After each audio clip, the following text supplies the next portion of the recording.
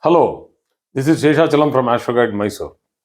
So today let us understand the Kuja Mahadasha or Mangala Mahadasha or the period of Mars. So as per the Vimshottari Dasha systems, Mars, which is the owner of two signs, Aries and Scorpio, has a 7-year period within the Dasha system. So the Dasha system is 120 years of a period which starts from Sun with 6 years, Moon with 10 years, Mars 7 years. So we are here in the Mars period. So this Dasha of Mars comes after that of Moon. A very soft, fearful, timid period of Moon when a person can succumb to his emotional difficulties, a person can become soft and sober.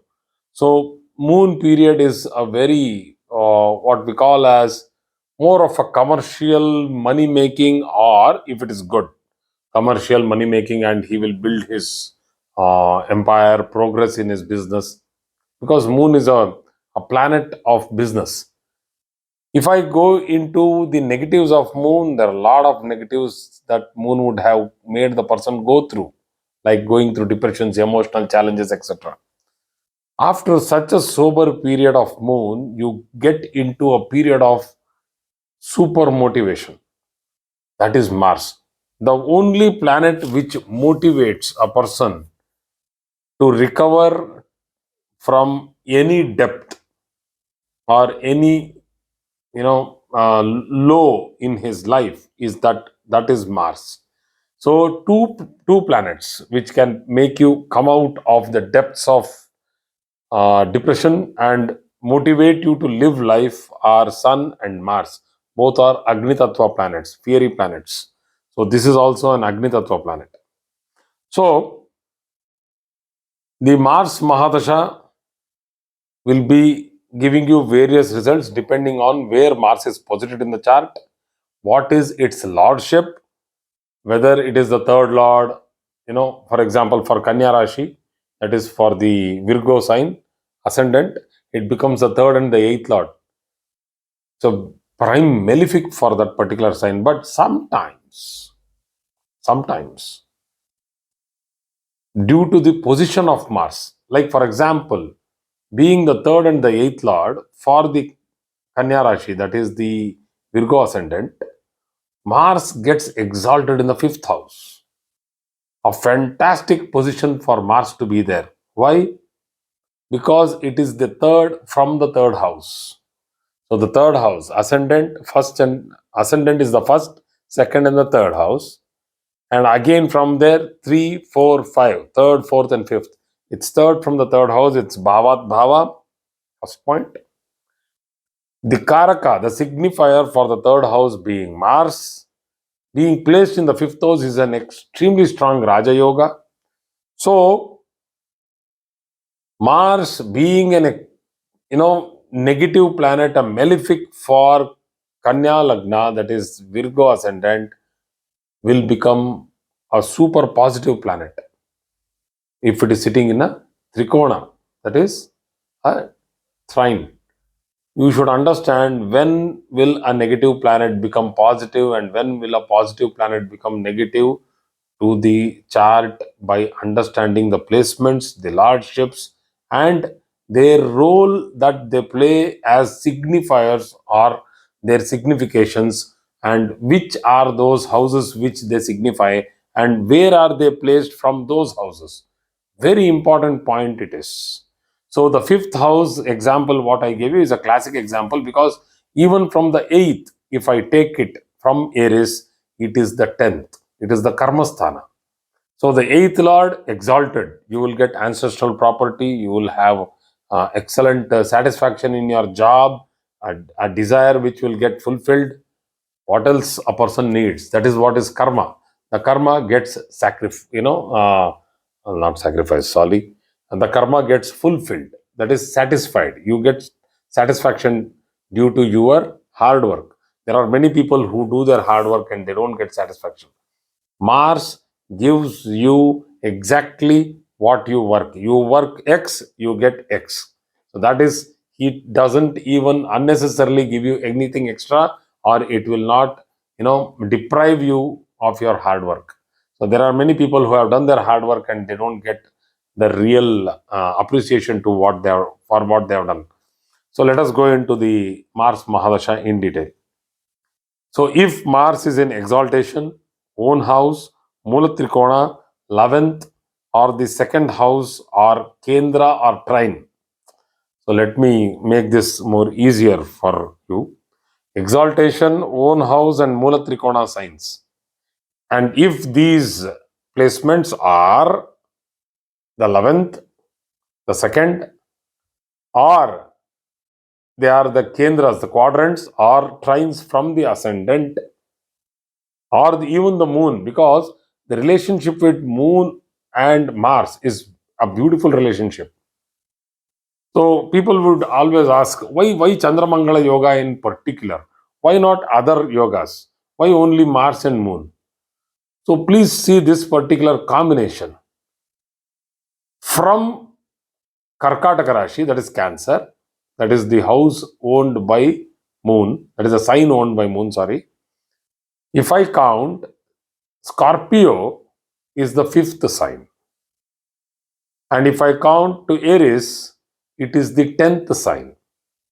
So it is a Yoga Karaka, or a beautiful planet for Cancer. So let me go to Scorpio. From Scorpio, if I count, it is the 9th. And if I count from Aries, it is the 4th. So it is the 4th Lord. Moon is the 4th Lord and the 9th Lord from different lordships of Mars. It doesn't happen like that to Moon with any other planet. If I take Jupiter, 5th house from Pisces, great, but 8th house from Sagittarius. If I take it from Saturn's signs, it is 7th and 6th. Not a great position for Moon from any other planet. So that is why the Chandramangala Yoga has a lot of relevance. And that is what is happening now. We are passing on the baton from Chandra, that is Moon, to Mars. So Chandra will happily transfer from its Dasha, that is the planetary period of Chandra, to that of Mars. There will not be any disappointment or some obstruction, because other Dashas, like when we are entering into Mars and Rahu, Rahu to Jupiter, Jupiter to Saturn, we have to do a penance kind of a thing, a Shanti. That is, we have to give oblation to God, pray, go for a pilgrimage, do some worship, do some chanting, do some dhyana, do some sacrifice. Why? This is because the transition between these Mahadasha lords, that is Mars and Rahu, Rahu Jupiter, Jupiter and Saturn, is not that conducive. That's not easy. Moon and Mars, beautiful handover. It's a happy transition. Moon happily accepts Mars. So, if Mars is placed in exaltation, own sign, Mulatrikona, and if these placements are the 11th, the 2nd, or Kendra or trine, and exceptionally, if Mars is strongly posited in the 3rd or the 6th houses, which is its sign of house of Karakas, that is the signification, then if it is also in a okay position but aspected by benefics, has a position aspect and conjunction of a benefic, or is aspected or posited in a benefic navamsha, all these things will give different various strengths of it operates in a different level. So if it is exalted and very well posited, then it will simply take you to good status. But if it is not that well placed, but it is recovering in the navamsha, like the Nicha Mangaraj Yoga, just an instance, it will start with a problem. That is, there will be a starting problem. It will not give you benefic results immediately, but surely It will not deny you, and it will give it to you in the later days. So Mars is a very small dasha. It's the 7 years dasha, which is the second smallest dasha after the 6 years of Sun. So what will happen in this period of time? If the Mars is well posited, gain in wealth through agriculture, real estate, investments, and stocks, status, good status, improvement of stature, promotions, conveyances, etc. Good and wealthy relationship with siblings, because it is Bhratru Karaka, the Karaka for the third house. The Karakatva of the third house is that it is seen for understanding the well being of the native and his relationship with his siblings. So, excels in sports, becomes strong in leadership qualities, and has focus on hard working, doesn't accept or doesn't compromise anything less. Very ambitious. Being ambitious is great, but if Mars is well posited, it will promote you to do certain good things in your life, where you can shoot up to fame and also to an excellent level in that particular line of job. Good and strong bond with spouse, good quality time, excellent quality time. Basically, the person will be doing hard work and would pay, look, very good fruits in the time period of Mars. The second, 10th, and the 11th houses have lot of materialistic and financial gain to the native. The third and the sixth house, Mars in that particular position, the person will excel in sports and can clear competitive examinations, like the major examinations like the common defense service examinations, getting into the higher levels of what we say uh, now getting into higher levels of expertise in surgery. People, there are many people who have done their masters, that is MD, their masters in surgery, but going for exceptional higher levels, Mars is one of the planets which actually gives you the acumen. So 10th house for promotions and ninth house for overseas travel. So if it is posited in the ninth house, and if you get that particular Dasha Bhukti, you get this beautiful, all these beautiful results. So now the negative part, anyway, we need to cover this. So when it is debilitated, weak as per the Shatbala, weak as per the Shatbala. Very important, because people simply see only the Rashi Kundli. They see that, oh, my Mars is debilitated, sir.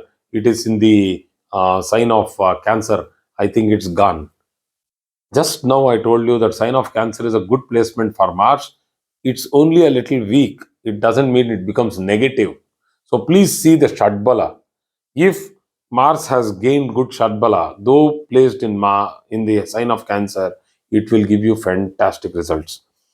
So, if it is retrograde and if it is ill posited, very tough. Posited in Dustanas, the 6th, 8th, or 12th. Here, 6th is an exception until unless it is not tarnished by other bad placements. 6th is a good placement for Mars because it gives the will to fight. So, if it is malefically afflicted and posited in Kendras, very dangerous position for Mars to be in a Kendra and malefically afflicted, and are in a thrine. So, what will happen? That a person will live in fear of being robbed, being stolen, or being conned. So that the fear of getting into any new thing will be there for that person. Or if there is a very strong afflicted Mars, the person will keep doing mistakes and will fall down with regard to investments, sudden losses, etc. Because he will not understand that he is doing the mistake. He will not be able to get that realization, because it is Mars. Mars is not here to realize.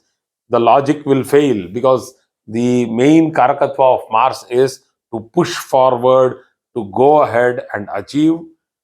That is the Aries. And for Scorpio, it is that have patience, show logic, and have perseverance.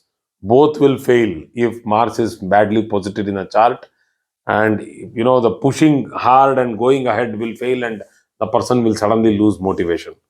So accidents, injuries, falls, unnecessary fights, unnecessary arguments, um, parting in marriage, fire accidents, and injuries or burns or food poisoning. All this is seen by ill-posited Mars in a chart in its Dasha Bhukti.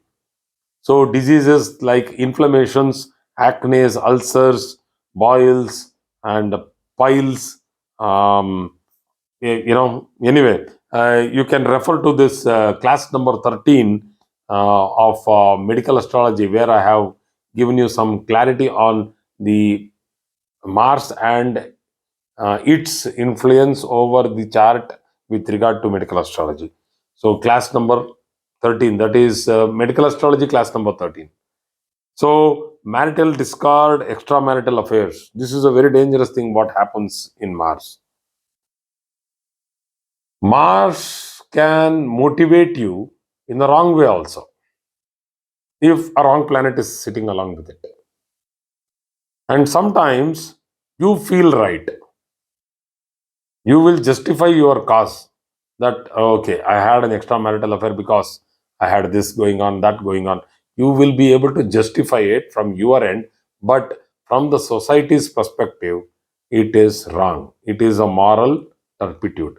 So, unethical means of earning, and which is morally incorrect. This happens when Mars is sitting in the 11th house and is again afflicted by planets. So, if it is sitting in the 11th house and afflicted by planets, and in the 8th house afflicted by planets, a person can go through, can lose unless, his morale for that particular time, and then suddenly jump into a decision of, okay, let me do this for this particular one time, let me do this mistake. I know it's like committing a sin even knowing that you are doing it, and you do that and think that you will escape the consequences. Some people do escape, but allegations, inquiries, and prosecution is also seen if Mars is badly posited 8th, 11th, and 12th houses in a chart. And in that Dasha Bhakti, do not unnecessarily try to go off the line. Don't cross your line. Don't cross the ethics. It is dangerous. You will get caught. At least for this warning, at least you will not do that. So people can suddenly become arrogant. See, these are strong afflicted Mars. If it is weak afflicted, I told you the first half. The strong afflicted, you know things are that you may not understand what's happening, and you may fall prey to somebody's ideas and unnecessary motivation. So arrogant, stubborn, unethical, and irreligious, standing up on the dais or in an influential position. A person who has made his name for 40 years or 50 years of hardcore politics will suddenly stand up there on the stage and blabber something, and he will be thrown out of his party, and he will have to go through the ire of his own followers. You might have seen in history what happened to what happened in World War II, and what all happened after the aftermath of World War II. You have seen all those people who were prosecuted by their own people. So these consequences of Mars are very tough.